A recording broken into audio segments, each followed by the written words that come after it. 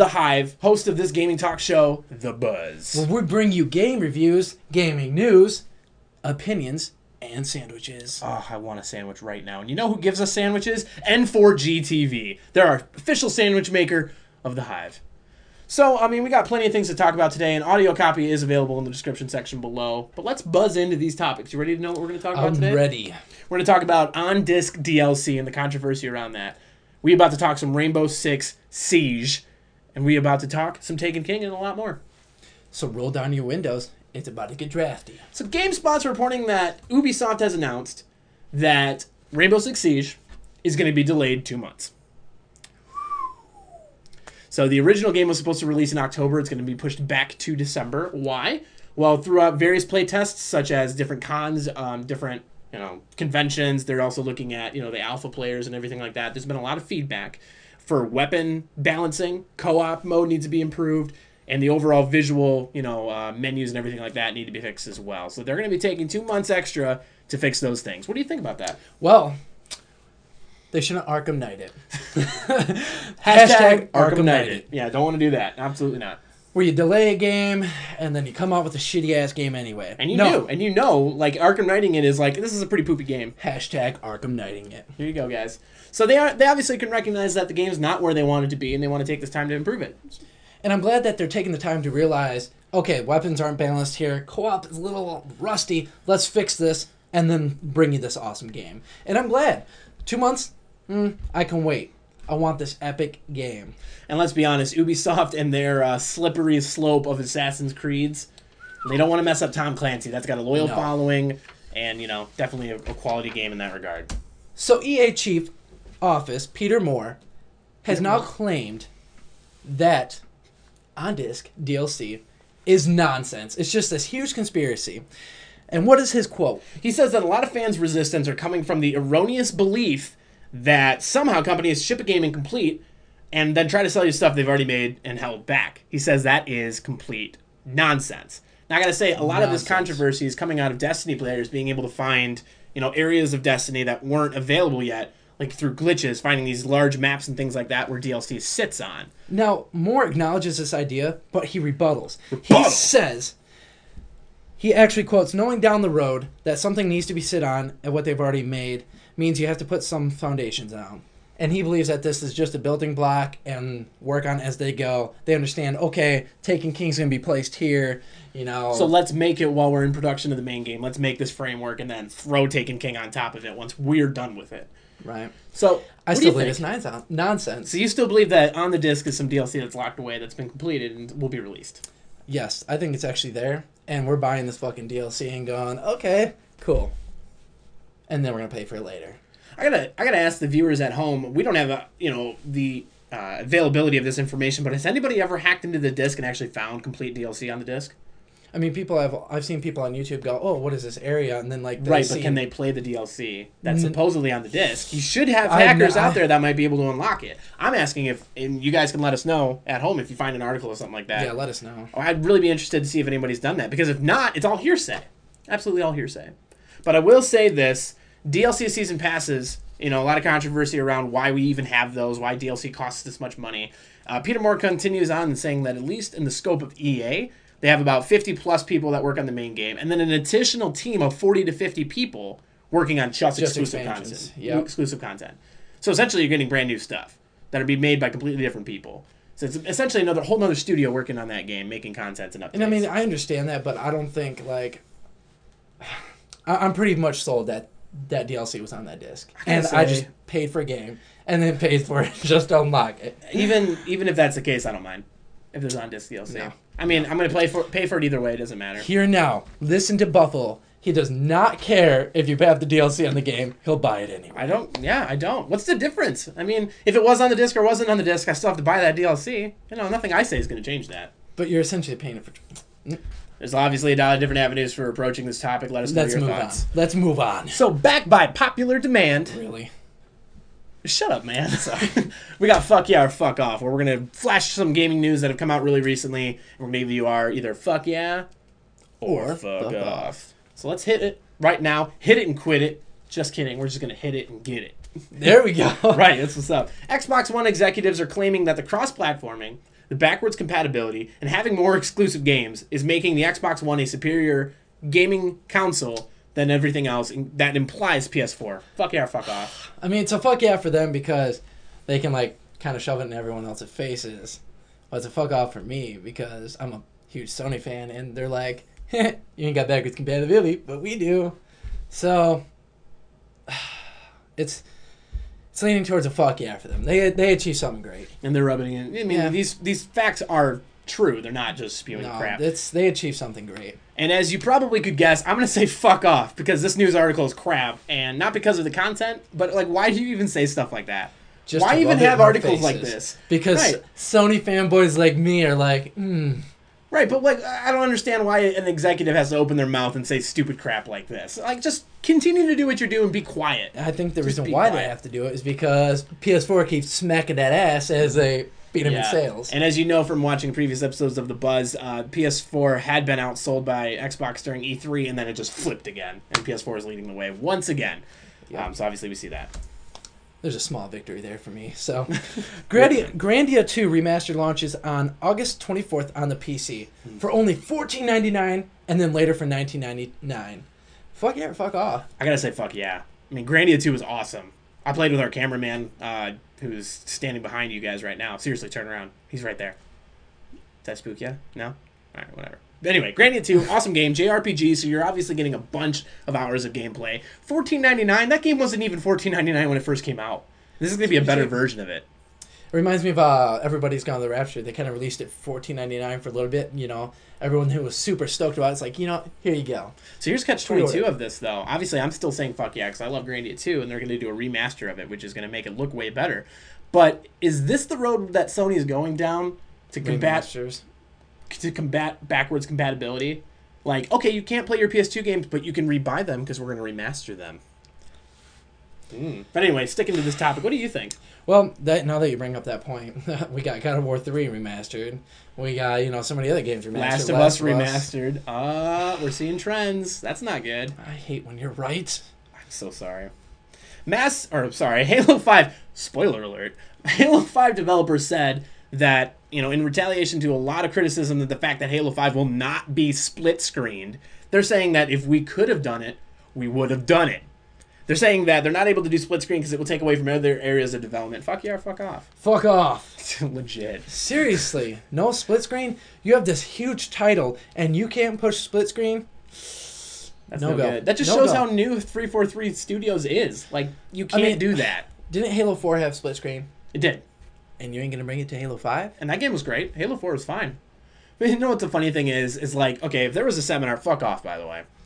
If not to you, to the concept. I don't mean to offend you guys. Anyway, if there was like a seminar on like, hey guys, you guys are video game developers, we're going to give you a couple scenarios and here's like the worst way to reply to it. Like this would be the example that they would give. I mean, if we could, we would. Like, why would you say it like that? You could just completely leave the emotion out of it. Just get off my back. I mean, we would if we could, man. Just say it's not possible with our development team and the way that our development schedule is working. That's essentially what they said later. But guess what the headlines say? Well, you could if we would. So fuck off. That's a newbie mistake. And I also feel like this was kind of announced just recently anyway. And then they're like, all right, now we're going to rush to get done, you know, by November, by the holiday season. I don't know. I feel like it's kind of rushed. I don't know how I feel about, you know, Halo 5 in general right now. I mean, I love Halo, so I'm going to buy it, just like every Call of Duty. I say I'm not going to buy it, and then I buy it. Yeah. It's just like that, you know, so I don't know. Weird. Mass Effect Andromeda and BioWare has announced that Commander Shephard will play no role in Mass Effect Andromeda, and that the combat system is going to be completely different, though maintaining some aspects of Mass Effect 3. It's going to maintain that feel. Fuck off. Commander Shephard is the face of Mass Effect, and he's not going to be in it. I almost don't want to reply yet.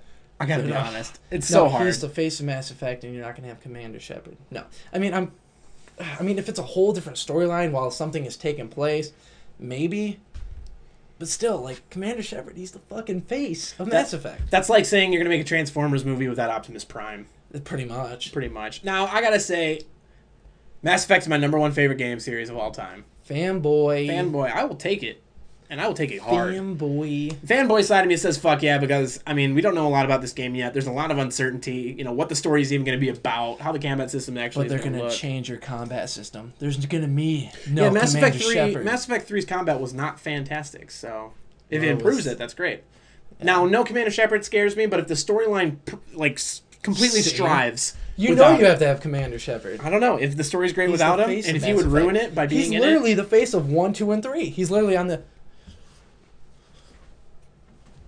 We'll see. That's my fuck yeah or fuck off. We'll see. Fuck yeah. Anyway. You gotta cheap. Fuck yeah. So moving on. I'm super excited to announce that PlayStation 4 is getting a Darth Vader fucking PS4. Doesn't that look pretty sweet? Please take my money now. Please just take my money. I will slap it down on this counter table right now. Fuck yeah. So fuck off. No, I'm just playing. Fuck yeah. You pulled a fast one on me, man. I'm a huge Star Wars fan. Right when I saw this, I was like, take my money. Take my money. Yes, I'm going to buy one. Yes, November 17th can't come fast enough. I got to say fuck yeah as well. I'm not going to buy one specifically. But this is a good sign for Sony. I mean, the PS3 did not have a lot of customization and a lot of bundles like this. They didn't have these cool looking PS3s. I mean, the PS4 is doing a good thing. So PS4 now has a white one. They have a Taken one. They have a Batman one. We're waiting on our Five Nights at Freddy one. Yep. Now they got a Star Wars one. Yeah, I like it a lot. And if they come out with a Mass Effect Andromeda one, I will be the first one in line. Just like you're the first one in line right now. Oh, yeah. I'm going to be there. Just be like, Jones and like a crack addict and be like, where's the fucking... We're in there. November 17th can't come fast enough. Stay with us. We're coming right back to you, bringing you YouTube Spotlight, Kingdom Hearts 3, and so much more. Gotta go to commercial, though, so stick around. We'll be right back. You are now watching The Buzz, brought to you by carbon monoxide.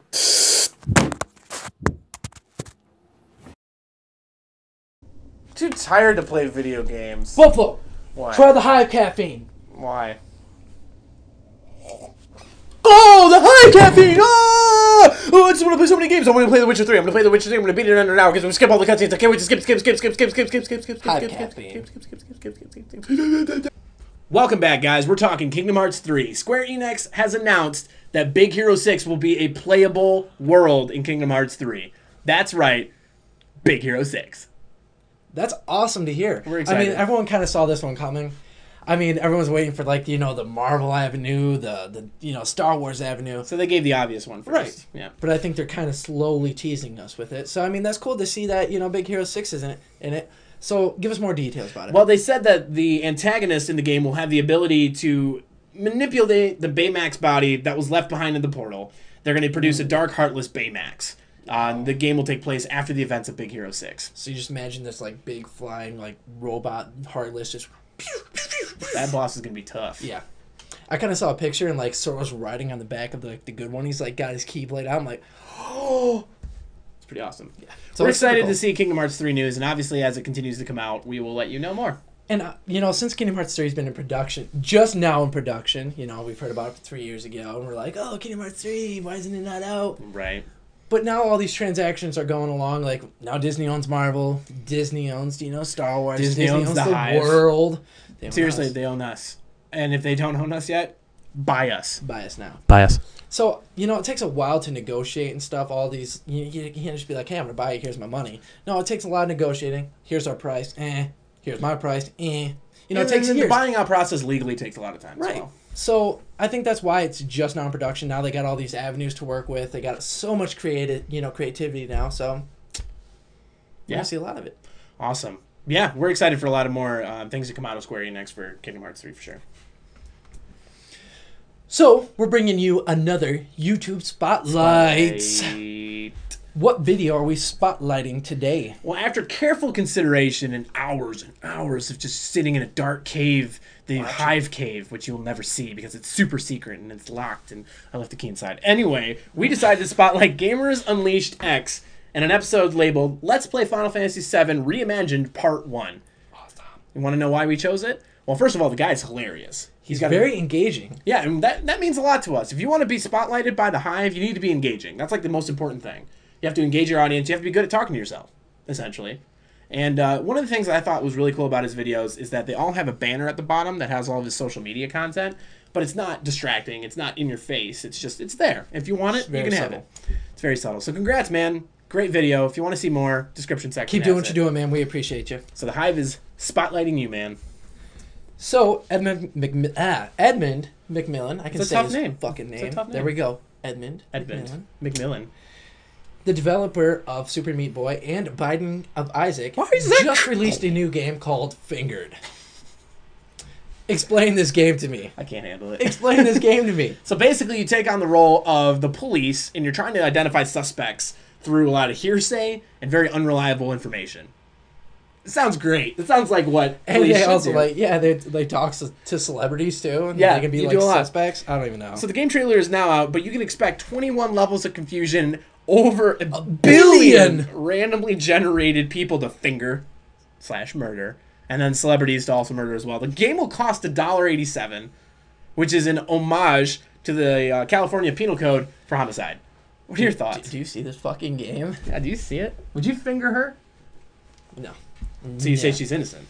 I mean, She's either innocent or you gotta finger the shit out of her. I just sound fucking weird.